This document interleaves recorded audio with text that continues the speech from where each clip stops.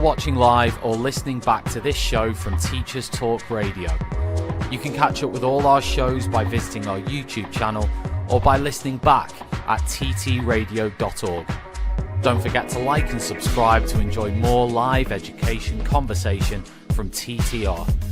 We hope you enjoy this show.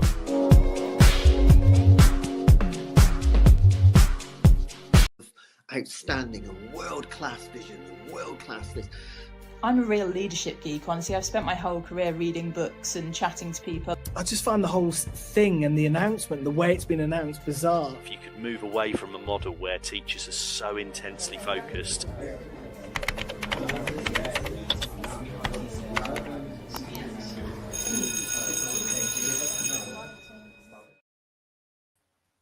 Good morning, everyone. Welcome to the morning break with your host, Michael Wright. I hope we have had a wonderful week.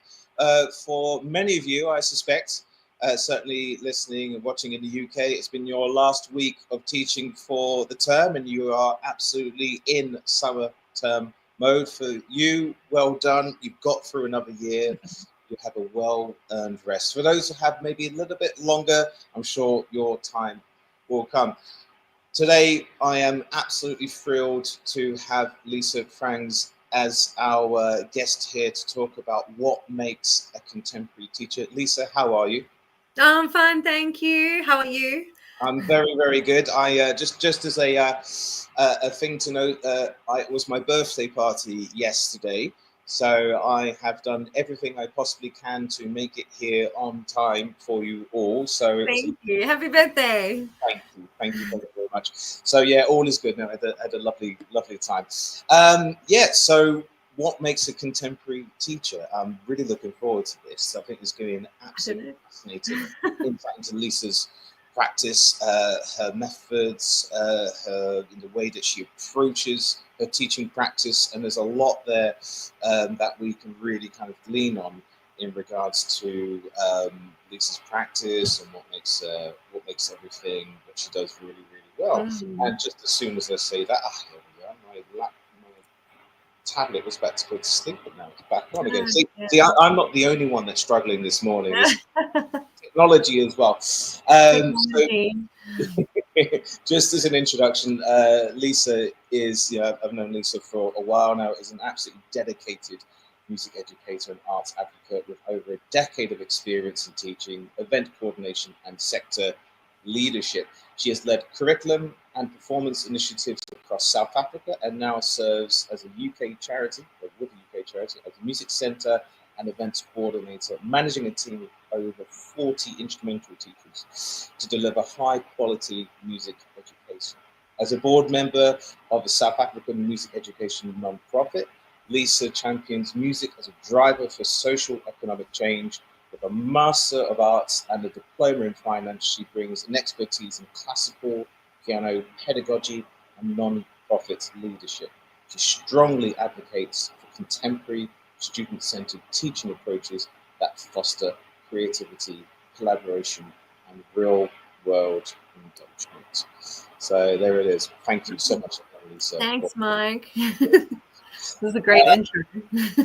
Thank you very much. I've done you justice there. So what we're going to be discussing in today's show is what makes a contemporary teacher, and it is what you could see as quite a nebulous term for what is a contemporary teacher. How do we define contemporary teaching? For some of you might be watching there and thinking, well, I have no idea what that is. Like, I'm a teacher. Are we separated in traditional and contemporary? The point of today is really just to discuss Lisa's methodology and her research into how she defines herself and her practice with regards to teaching methods, the ideology, Lisa's own views, and from her extensive background in education and of course not-for-profit as well. We'll also go through some examples from Lisa's practice, but not only your research too as well, which has been very well received in the education community. We'll also talk about how Lisa's methods can be used perhaps for your practice too as well, and in different educational settings. You know, as we know as educators. I think everyone should give it a try at least Yeah. once. Yeah. Absolutely. I mean, as you know, it's a case of you can try things and you can always incorporate it in anywhere. Really. Yeah.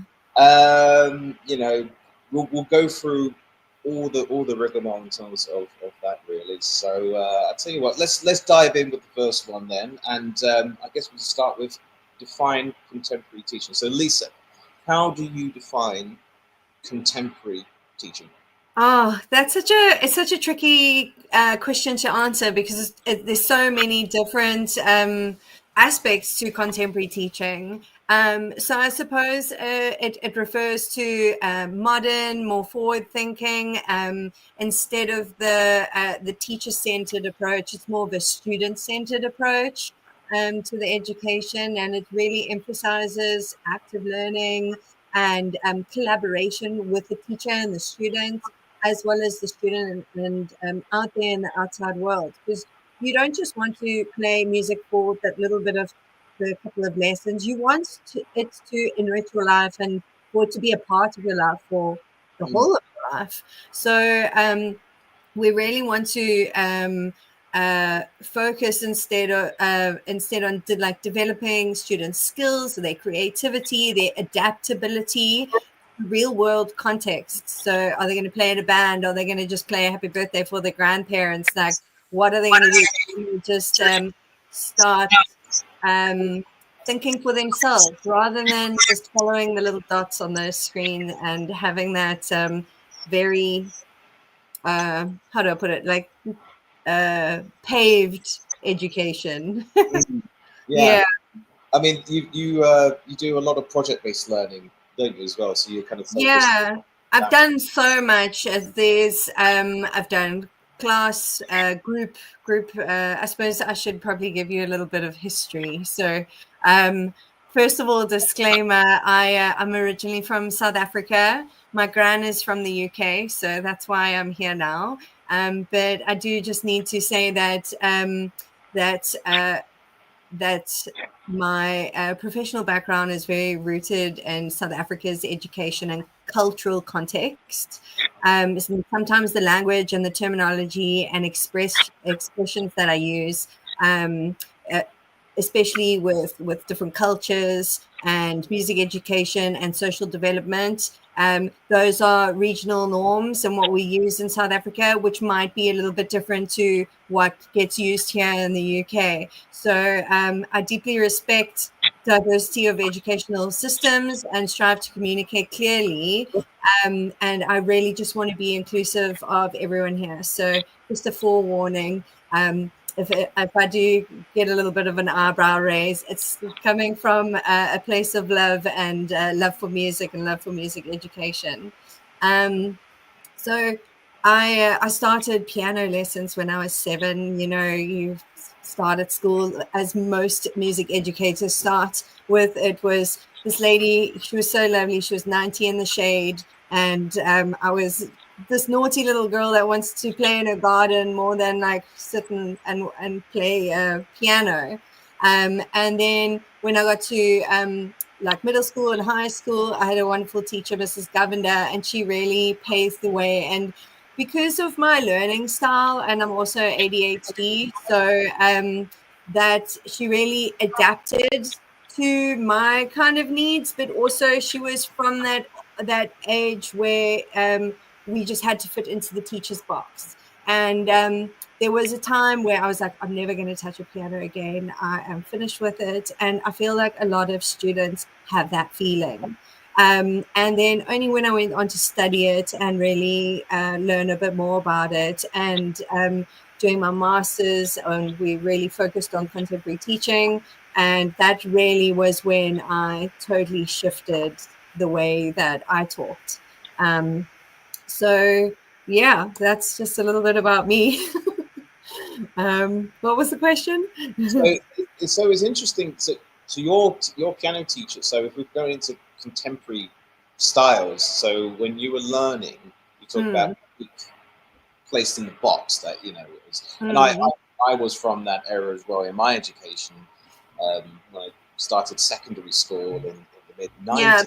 You do the scales, you do the exercises, you do the etudes, you do the exams, and then that's finished. You have a little bit of a holiday, and then you start the next one. Yeah, and I guess for people listening, for contemporary teaching, it's really it's interesting.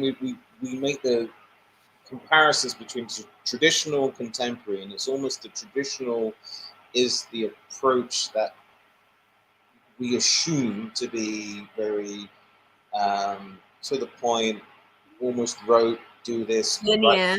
copy this.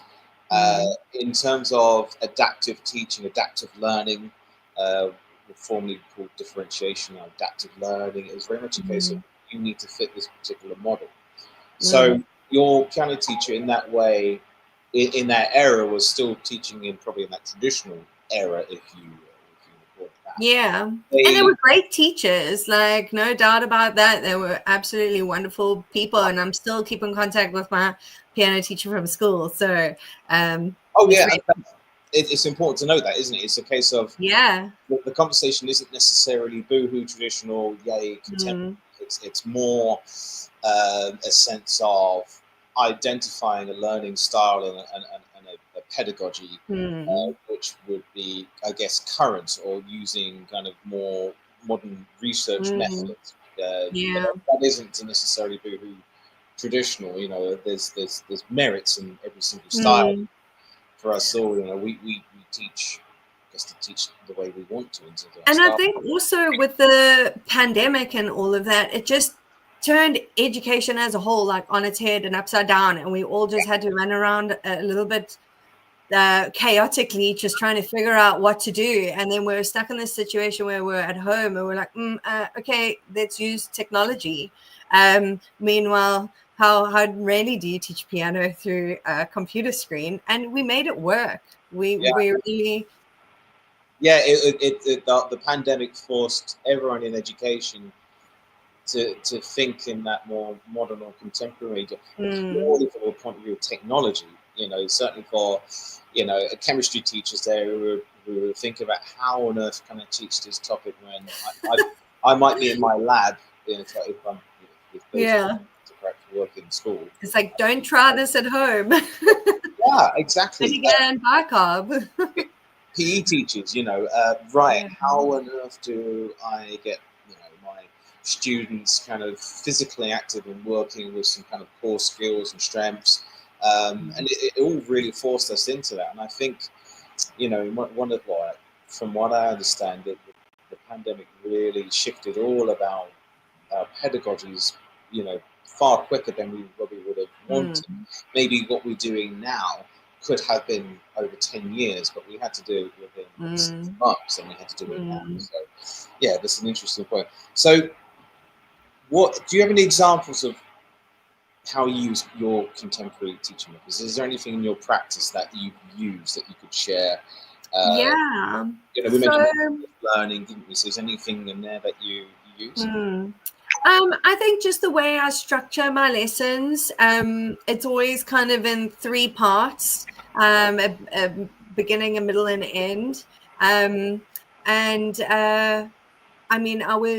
had to teach this morning, and in one lesson we learned Happy Birthday. I mean, that song, everyone needs to learn it at some stage, but there's so many musicians out there who just never learned it when they were like at school. And I'm like, why? We should be teaching this. It's one of the most fun things to play, and it's so precious. So I always start off with warm-ups.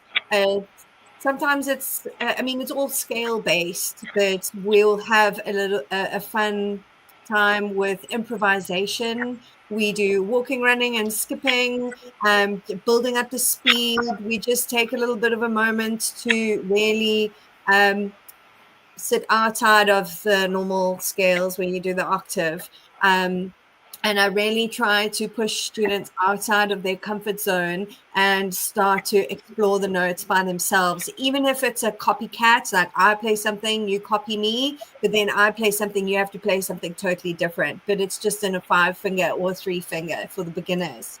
And then I'm always sitting there playing a bit of an accompaniment. It's also so good for the brain, for the students to be able to focus and concentrate on what they're doing with having that noise in the background or Yeah. on the side of them. Yeah. In the beginning with the younger ones, they always want to watch what are you doing.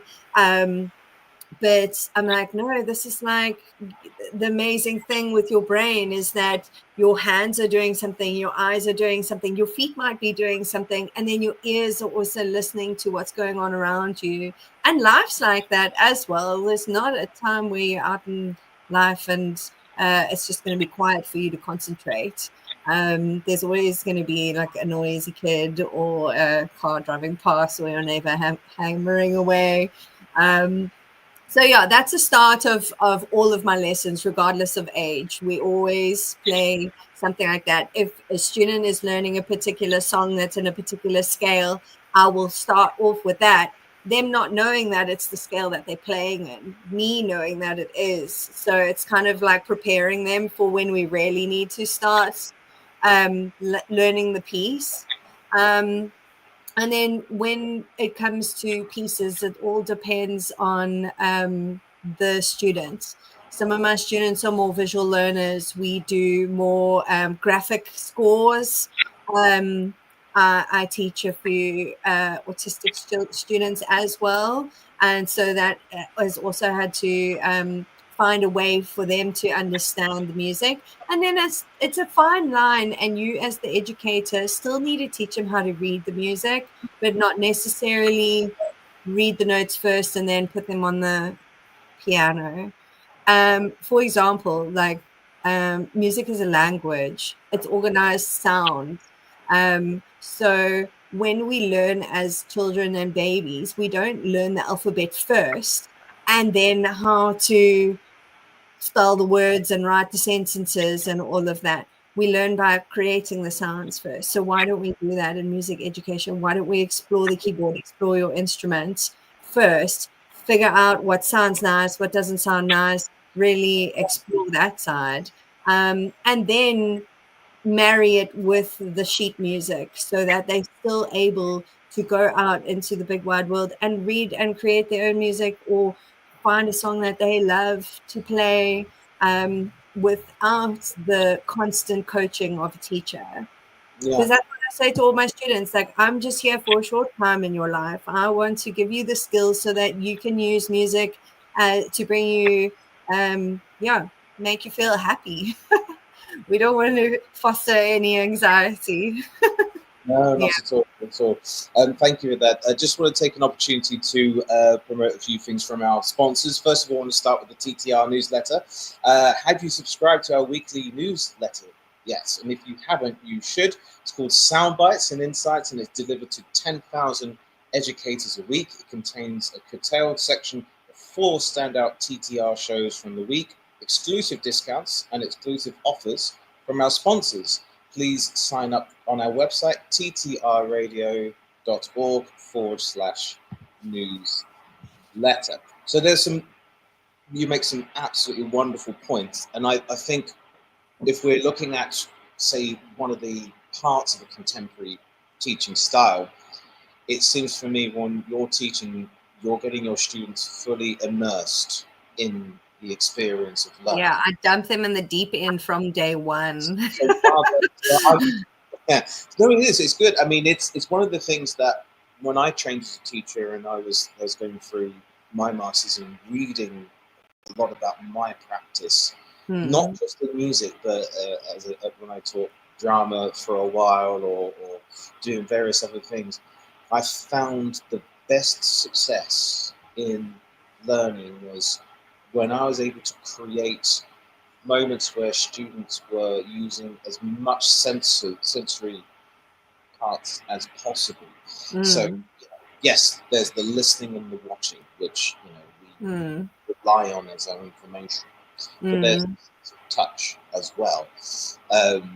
I was a big proponent on kinesthetic learning, so the idea that you feel it first, Yes.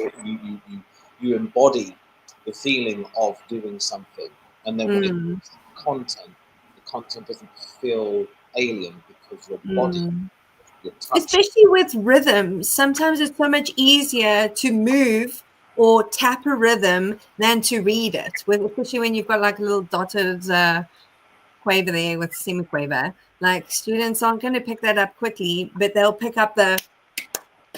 Sure. If you know what I mean. There's also that's absolutely fine. No, you're right, because it just looks like dots on a paper, but if you give access to it. I also I'm a massive proponent of aesthetic learning, and I know it's not for some, but I think aesthetic learning, for me, if you can sense and have an emotional or some kind of connection with what's going on, I think for me that sits on top of when the brain's fine, it's just accumulating the knowledge. I think learning aesthetically and having that connection really, that emotion. yeah, it really solidifies. And I just wondered if we've got, I mean, is there any for people in other listening here for subjects, is there anything that you could perhaps suggest your practice? Is there anything you could suggest that could help out those teaching, maths, for instance, or geography? Is there anything from your practice that you can go, well, you could use this in this context for this one? I mean, science, I think for me it's quite easy. But Well, I don't know about geography, but maths for sure, because I feel like maths and music are very connected. They're like first cousins. And because it's all about patterns. So in maths, you got 1 + 1 = 2 or something in the brackets and X, Y, and Z and all of that. But once you have the formula, it's so easy to just input your numbers and get your answer. And that's what it's like for music. If you know the formula, if you know this is what the symbol looks like and this or that rhythm pattern, then you just need to input the notes. And then voila, you've got your answer, which is your piece, which obviously needs a little bit more practice to make sure it flows through. But yeah, I think also to have a bit of an emotional side of it, of like explore the sounds and I often ask the students, do you want to play a happy song or do you want to play a sad song? Like, what mood are you in? Are you excited by something? Do you want to do staccato or do you want to do legato? And then we really tailor their improvisation into something. Rather than just nonsense notes bouncing around, they have some kind of direction and a goal to accomplish. So we've had like people like saying, "Oh, I miss my granny," and then we play a little song for their granny, or "Oh, I'm feeling like popcorn." So then we do like a bunch of popcorn kind of things like that. And yeah, it's every student is so different, so you can't. What works for one class is not going to necessarily work for the other class. Yeah, and I mean, I thought popped into mind with English, because that's the purpose. And we look at prose English, and text, and your writers will often write. It's like poetry. Yeah, it's poetry. I remember learning Under Milk Wood at school, and it sticks with me with my teacher, Miss Frame, who was a wonderful English teacher, and proud Welshwoman, and she loved teaching Under Milk Wood. And I learned very early on about the story, and I learned about a little bit of history about Welsh people, and I learned the context of the piece itself. And with her help, she did something very, very similar. We extracted the meaning and the emotions behind it. It wasn't a character doing this. There was a context and the reason. And I think if you look at words and notes, shall we say, pitch or rhythm, it's in the same way. It's like, if you take the individual words, they don't really mean anything. But if you join it together, and you can learn to create.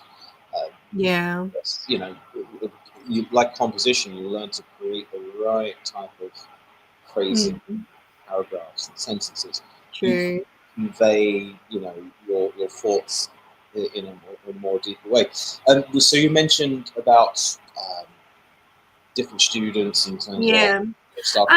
How do you decide then? So in terms of your practice, how do you make the decision that, little Jane here, yeah, she's very fidgety, really loads of energy, always wanting to ask lots of questions. Yeah. Johnny here, who's very, very quiet and doesn't look anyone in the eye, and is very methodical and likes things in a specific way. And if you go out of that, how do you then decide in terms of your? Look, I think it takes time to build a relationship with any student. So it's not something that can just be decided on the first time and first lesson that you ever meet this kid or student or adult or person. When I was in Cape Town, I was working at a Montessori school. So those students were very much like, oh, let's create, let's make up a story, and then let's make up sounds to go with the story. So like Little Red Riding Hood, and then when the big bad wolf comes, what sound is that going to make? So those Montessori students were a lot, and the parents were a lot more receiving of create, have a little bit of more contemporary teaching techniques. I have found here, though, in the UK, they're still very influenced with the Western way of teaching. So I've had to dial it back a little bit and be like, okay, let's really gauge which students will react to this. And to be honest, a lot of them struggle to just improvise. And it takes a couple of times. But then it comes down to the parents, because the student might be like engaging well and doing well to contemporary teaching techniques, but then the parent comes and is like, no, we want them to do the grade 4 exam or something like that. So then we have to have that conversation, and it's a triangle. It's not just me and the teacher and the student. It's the teacher, student, and the parent. Everyone needs to be happy and on the same page for the students' music education. And sometimes you have to have, as a teacher, you have to have that hard conversation with the parent and be like, listen, your child's not going to benefit in this way of teaching. You really need to trust me in I know it might not feel like it's proper music education, but we really need to build your child's confidence and into getting them out there, not just learning the music in the old way. Does that make sense? Sorry, I'm rattling away. It does. So with the Western way, so that was Western. So you mentioned about the Western way of teaching, like then you're not used to the Western way, and then you're talking about. Are you defining the Western way? Is that perhaps could be considered maybe traditional, because you're talking the about traditional way, yeah. You're talking about working with Western instruments. So you're explaining like your method, which is more holistic and a lot more representative of immersion, and creativity. So it's about creating first. There's a book I love, Sound Over Symbol, which when you were talking about Sound Over Symbol is an incredible book. It's about how we learn as infants, and we learn sound first and then symbols. So we don't get mummy and daddy on the paper and go, oh, say that. We learn the sounds first. So would you say with the West, when you said Western, you're referring to almost that as the traditional way, the way that we would probably expect, and then so obviously coming from South Africa, there's a lot of debate about what's ethical in teaching the majority of the population, because the majority of the population has not got Western or European influence. So now the school curriculum is just cool. Let's do it like they do overseas kind of thing. But then if these other like cultural other people in the majority of the population, I'm not the majority of the population in South Africa, But we have this very westernized teaching in the school system. So especially after the apartheid, there was a huge reshuffle on like what shall we be teaching the South African, the new generation, the Rainbow Nation. I think that's what they called it. So South Africa's music education also, it's still got the Western influence, and you learn your music theory and all of that, but then there's a big emphasis on community music and playing in groups, because that's culturally what South Africans do, and that type of bringing people together has actually shown more benefits positively, like mental health and well-being. Playing in groups, it doesn't matter about the quality, but it's the quantity. Because if you think about going to a stadium to watch a show, everyone's singing along, their voices are funny, but everyone's having an amazing time, compared to that, like me, not everyone like that, but I get quite a lot of performance anxiety when I'm put on a piano, like on a solo stage. My heart's like there, and my foot does a little bit of a bounce, but I push through because I'm aware of it. But then on the other hand, I can stand on the same stage and play the guitar and I feel fine, or sing in a choir and I feel fine. But there's just something that's with the piano, and we don't want to. I think there's a lot of people that might have a little bit of performance anxiety, but that's not what I want to teach, and that's not what I want any of my students to ever experience. I want them to go on there feeling proud and be like, "Oh, let me show you all this hard work and all this cool stuff that I've been learning." And I also teach a lot of contemporary music, so yeah.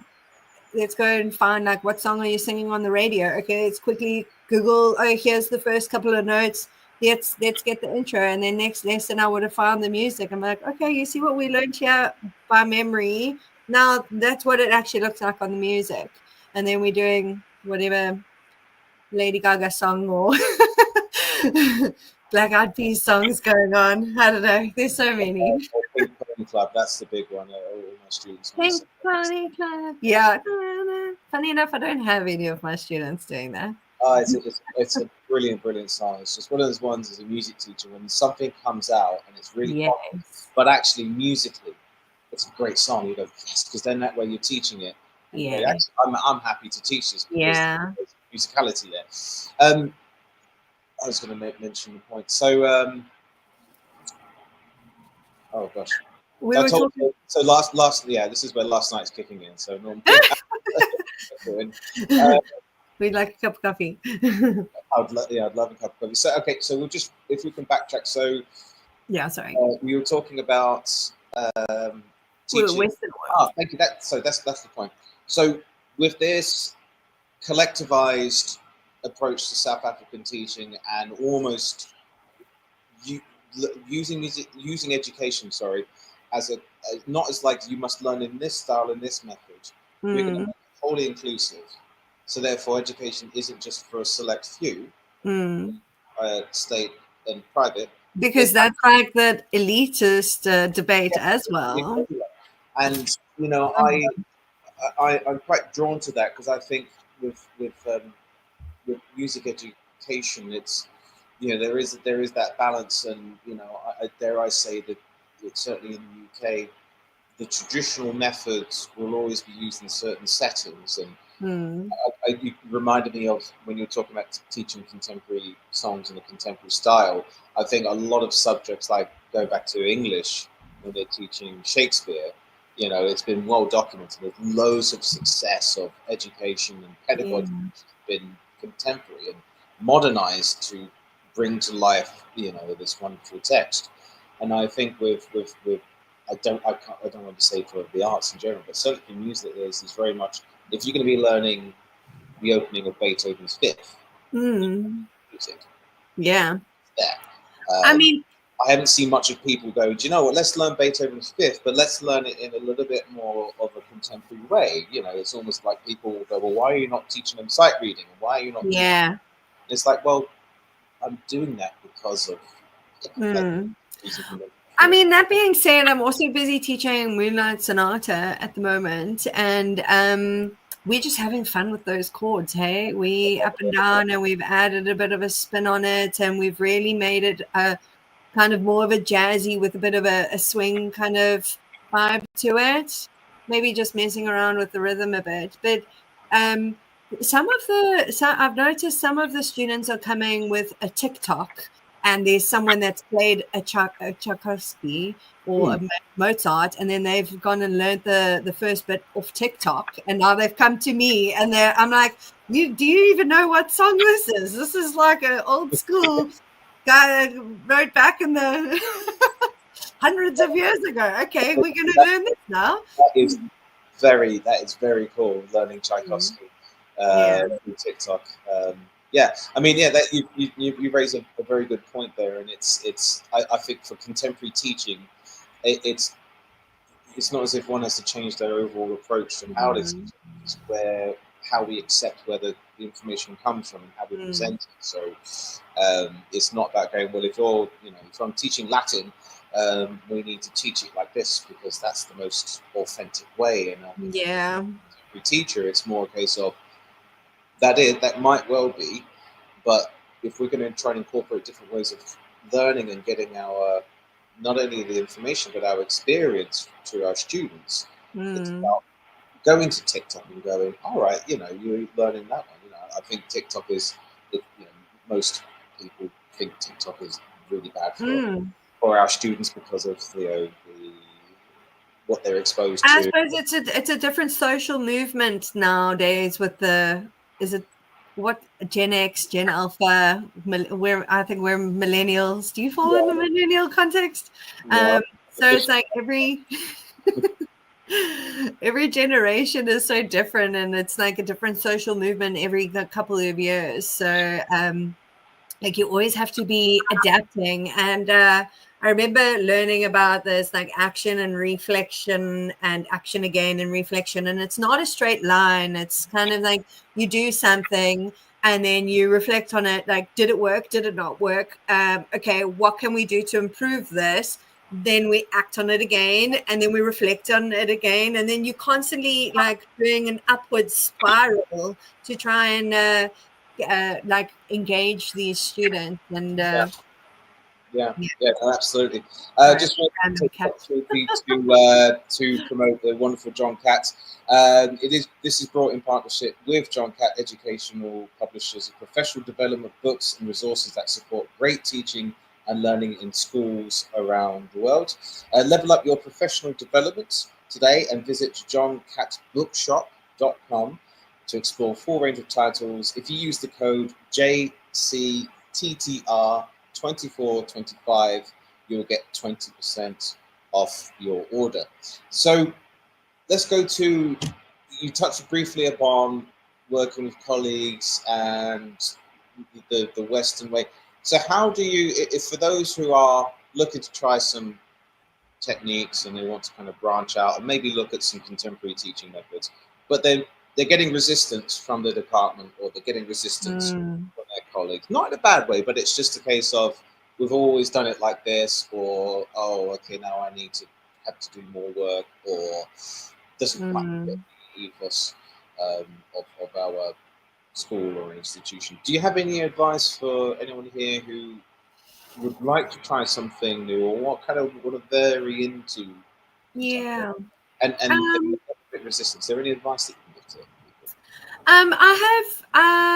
I haven't had too much resistance. I think once you sit down and you explain where you come from an educational point of view, then people are a little bit more willing to try something new. Lots of people are a little bit scared of change. So when it first comes about, they're not quite sure what's going on. So I think I suggest just take it slow.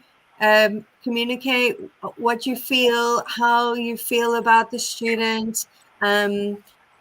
Obviously, some people are really against it. Then you need to reevaluate what's the benefit of the child, what's the benefit of you. Because if you, as a teacher, are suffering from a lot of negativity at work, then maybe it's not such a good idea to stay in that work situation, and move on to something that's going to benefit you. And I mean, I've definitely done it where I felt like I just wasn't fitting in. And now I feel like I am in a place where I am fitting in because I've set myself goals and I've worked towards that.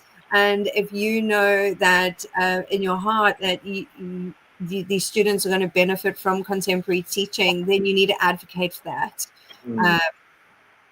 So, yeah, we just need to, I don't know, continue going forward, continuing improving ourselves, and improving society. And I mean, dealing with teaching these young people, we are influencers. We are shaping those children's lives and the people's lives that we interact with. So we want to be as compassionate and understanding to anyone that we come across. Yeah. That leads on to my next question. We mentioned before your research in social economic development. Very prominent and have published much in the community, which has been used to get. What's your research taught you about music education as a tool for social economic development, Lisa? Yeah, so my research was on how community music could I can't remember the title, be like a catalyst for socio-economic change. So here in the UK, that's not so relevant. But in South Africa, where there's a large population of unemployed or very poor people, we want to create things and give people the opportunity to make money. And that's where I think all of us are trying to hustle and make money. That's like the way life has handed us. Yeah, shame for us. We can't just live and sit by the beach and pay tax. So we need to teach the new generation skills and things that are going to benefit them. And music education in South Africa, if we can teach the new generation how to teach community music, then they can go into their communities and go and build a music school or collaborate with other people or go and play in a band. And then that's how they start bringing their income. Or if we start running little teacher workshops, because a lot of these people can't pay for university and like a lot of exams. So we need to really make it accessible and something that's going to be a stepping stone to positively influence their lives, or anyone that teaches music. It needs to be something that's going to benefit the person.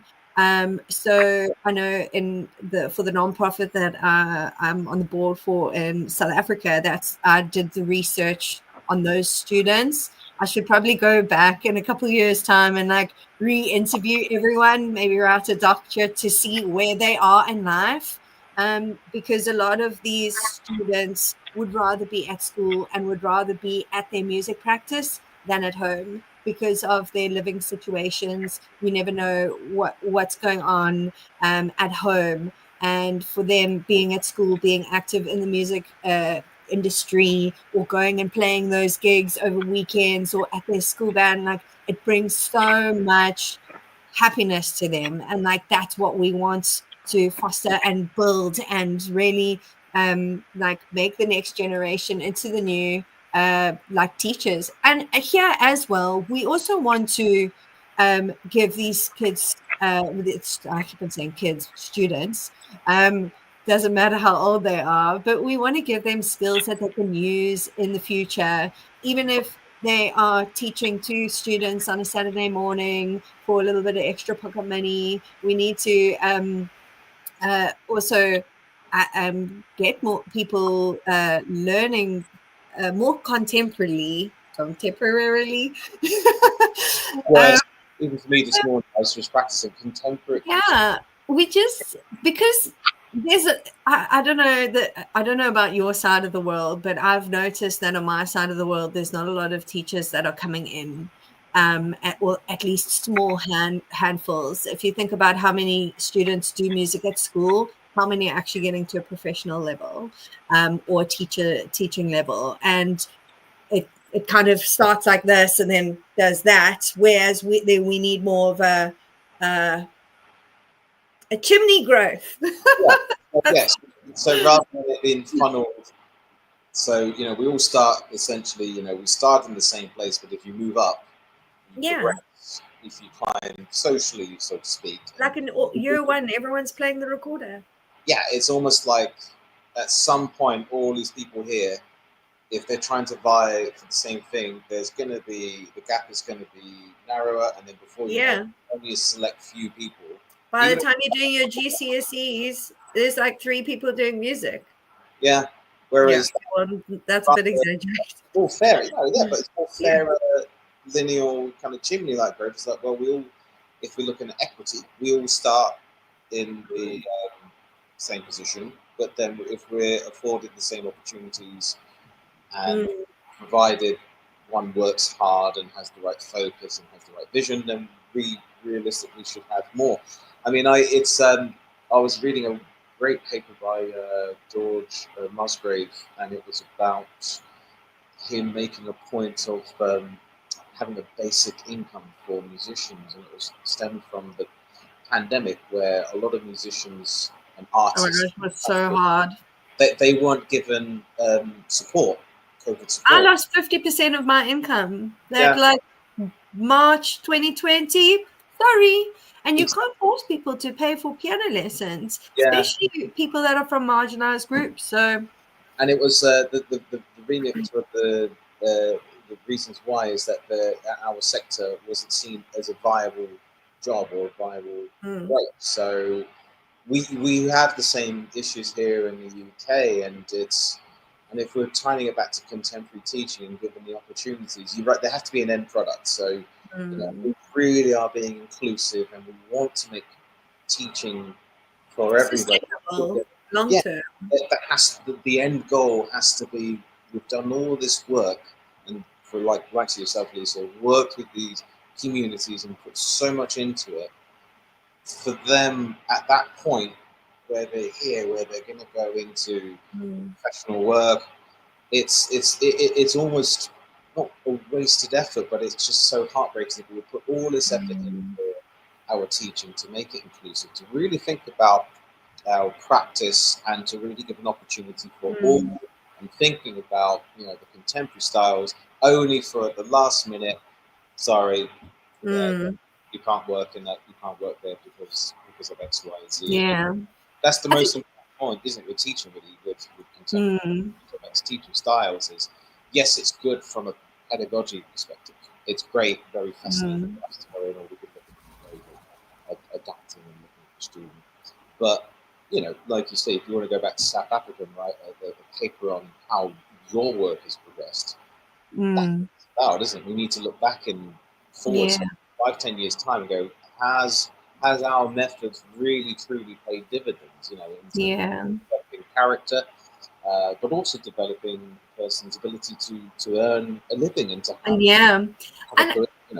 on that topic, I think it's so awesome about the music industry now is that there's so many different avenues that you can go into, like with music production or like stage production or movies, or I don't know, like you can go gig. Like there's so many different aspects that many different companies use music in everyone's lives.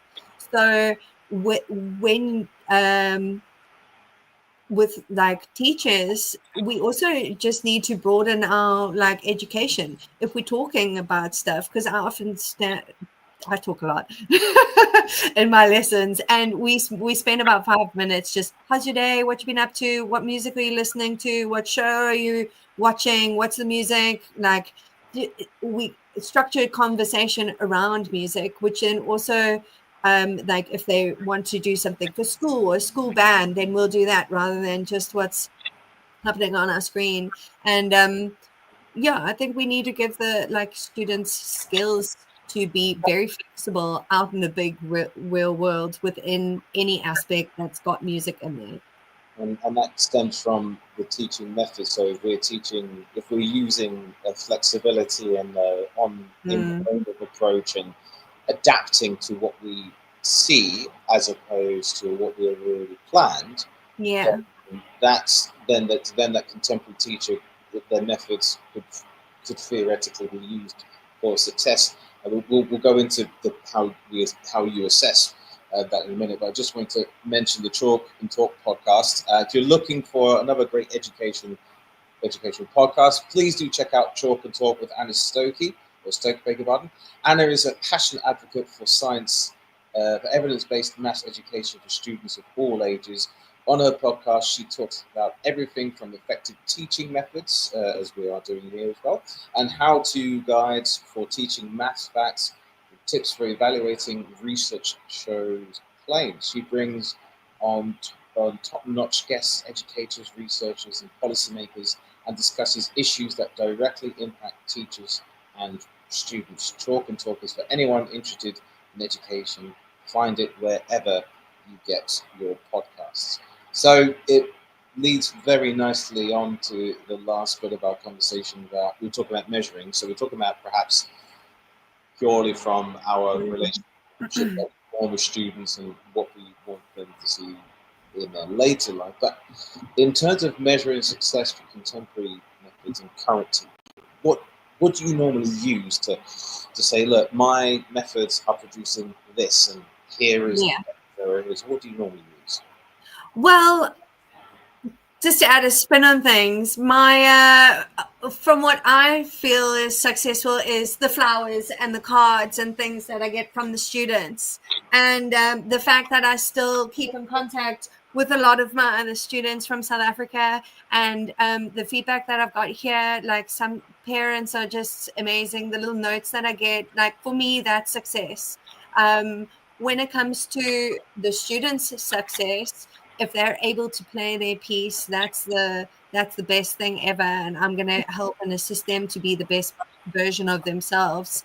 And I really they need to find their student voice, and it needs to be culturally relevant. I mean, you can't teach a Muslim student jingle bells. I mean, I'm like, do you want to learn jingle bells? And they're like, no, it's fine. So then we have to do something else over Christmas time, or so we need to like encourage student voice, cultural relevance, emotional expression, and the technical skills. That's also, some of these exam boards, I've just had a couple of students go through that assessment is very hectic. They're very critical, and you stick to that, and if you're outside of their box, then it's a minus this and a minus that, and I think for assessment, for me, is how much enjoyment is the student getting out of it? Does it bring a smile? Are they enjoying their day when they leave my classroom? Because sometimes people arrive and they're in the groggiest mood ever. But I'm like, none of that. That's what can we do to make it a bit better? And that's what music needs to be used for, is to like bring people, happiness, and of course, like teaching them the technical skills going on, and still getting those really fundamental technical aspects. Like they still need to learn that, because we still need to make sure our hands move the fastest to get those sounds and things that we want to create. When it comes to assessing my students, I struggle a bit, because I don't like being critical of them, to say, oh, you need to do this more, do that more, because we're always growing and learning, and that person is going to have their own growth style and their own trajectory. So even with writing reports, I'm like, oh, geez, it doesn't sound like we've done a lot, but I know that the student has put in so much effort to be able to understand and to be able to move their hands in that way. But I measure success with all of the lovely cards and the notes and things that I get. Of course. No, it is. It's. I mean, at the end of the year, you have to. We look back at that. All of that effort from a personal point of view. But what about in terms of creativity or critical thinking or collaboration? So you use your teaching styles. How can you measure that? Because obviously it's great that teaching fosters that that great sense of connection. Yeah. But obviously, we work in schools, we work in education, and there needs to be hard and soft data that need to be produced, really. So, how is your contemporary methods? What kind of data, if you will, what kind of feedback have you been getting from your students' creativity, critical thinking, collaboration, all those skills that they can learn from?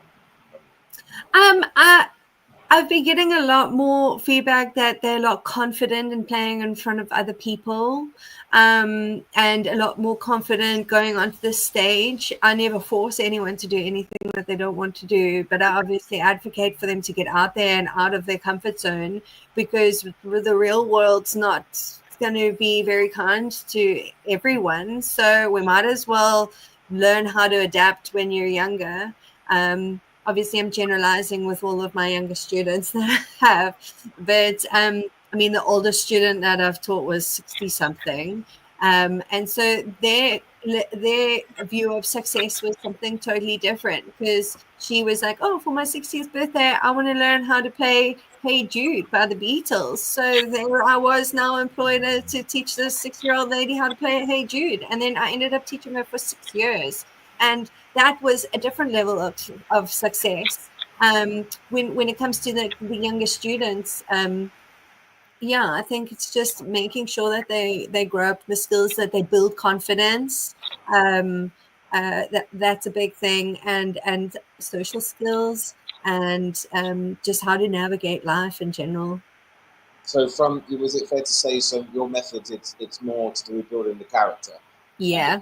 The information you get is, I mean, you could probably talk about formative, summative, couldn't you? In terms of what you tend to use Yeah. for those. But from your perspective, Yeah, it's feedback is probably the best. it's about character building, isn't it? It's about you're looking at, from your role in what you do in education, is about, I'm teaching a skill, but actually I'm teaching character. And I think a lot of us teachers will understand that. Yes, we have subject knowledge and we teach, but we're really looking at how that person adapts to our subject. Yeah, their creativity, and I suppose their own personal thinking. I always push for like a bit of a collaboration, even if it's like a parent. Be like, why didn't you learn this with your mom? Or like, hey, this kid comes just before you. Do you want to learn a duet? Oh, okay. Let's both teach you guys duet, and let's see how it goes at the next concert if you feel like it. Yeah. And then also, I'm not such a huge fan on the formative assessments, but you're not a fan of those, is it? Just because it's too? Is it? You mentioned earlier, like it's too full stop. Past trauma. So, past trauma from having it done when I was a student. yeah. I mean, that's the thing about with the formative assessments. It's with certain subjects, when you're doing papers, formative, it's full stop. Like, you have studied for this paper. Here's the paper. I'm testing you on this particular knowledge. Your score is on this one. But for subjects like the arts and I guess sports and PE, and it's a continual progression. We never really do formative and that's it. There's always when I was teaching PE, you could go, and I was coaching football. There's a way that you can strike the ball or pass the ball. Like, yes, you do short, medium length passes, but you could go way into assessment, and you kind of go, well, formative is, I think for me, when I use contemporary teaching methods, I like to look at formative as maybe a comma to a certain part that I'm teaching. Like a squiggly line, like a maybe. But it doesn't really form the whole picture, because it never does. It never does. It's endless, No. Just before we wrap up, because we've got about a minute left. I was going to ask you for a final question. Do you have any sage words, advice for anyone contemporary teaching, anyone looking to give it a go, or is any recommendations for books or anything that you could recommend? Yeah. Well, first of all, don't be afraid to experiment and make mistakes. They're not really mistakes. It's just trying something different, and start small and some with like a manageable change. Maybe just change the way that you start your lesson or the way that you end your lesson, and then just build up from there. And definitely use technology. We're in a day and age where if you're not using technology, you're going to get left behind. So big strong advocate for that. And then community music, group-based activities, like let's get together. That's always going to bring people build their happiness again. And stay curious. Building community, so whatever you do. Lisa, thank you ever so much. Thank you for having me. It's been amazing. So thank you so much for your insights as a researcher and as an educator. Really appreciate it. And thank you for those who are watching this morning. I'll be back in a fortnight's time with a new guest for the morning break. But until then, please do go on our socials, like, click and subscribe wherever you can. We're on all social platforms, so please do show your support. We've got plenty of videos there as well that you can look back on as well. We're on Spotify, got an amazing selection of interviews to listen on that one. So Lisa, thank you again for joining me. And everyone, I wish you a happy Saturday. And for those who have broken up, you've got happy holidays. You've got all the time in the world. So don't even think about Inset. Don't even think about September. Go have fun. Enjoy yourselves.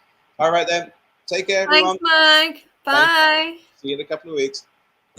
Outstanding and world-class vision and world-class this.